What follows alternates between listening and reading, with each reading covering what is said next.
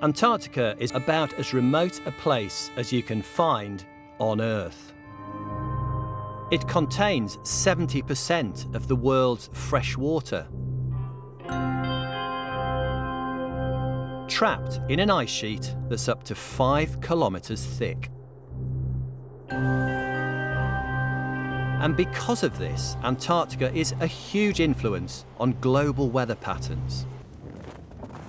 Built in 2012, the Halley Research Station consists of 8 huge modules.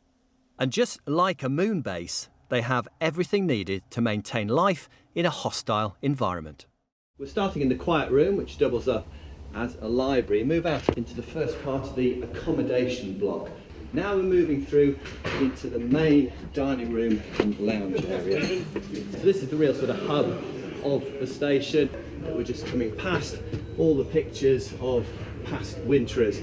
And of course, there's me and the rest of the guys in 1981. Now, big deep breath. We're going outside through these heavy airlock type doors. Today there's a wind chill of -20. Now we're going to go upstairs to the best view in Halley. A panoramic view of the Brunt ice shelf.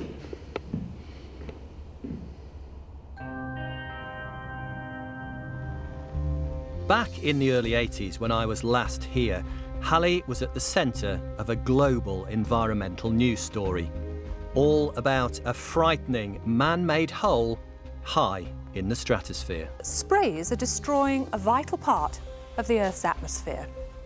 There's a 2-mile thick layer of a gas called ozone just here, about 10 miles above the Earth.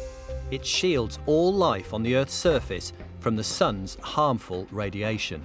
In fact, what they found was a hole in the ozone layer the size of Antarctica, and this is the machine that discovered the ozone hole. This is the Dobson spectrophotometer.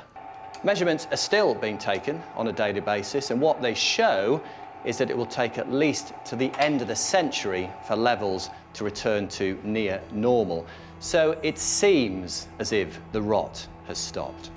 While this place may be out of sight for most of us, what happens here in Antarctica affects us all.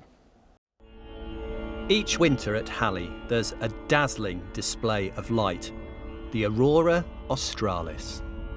But when I see the aurora, I also think of huge electrical currents which are coming down from space, crashing through the atmosphere. And that whole process really is a start of a large geomagnetic storm. And the manifestation of that is the aurora that you see in the polar regions. Our research has shown that those radio waves can accelerate charged particles up to very, very high energies and damage spacecraft. We call them killer electrons. Arguably, back here on Earth, Halley's most important work is to look out for signs of climate change. And it's this snow within Halley's clean air sector that we've come to take a closer look at.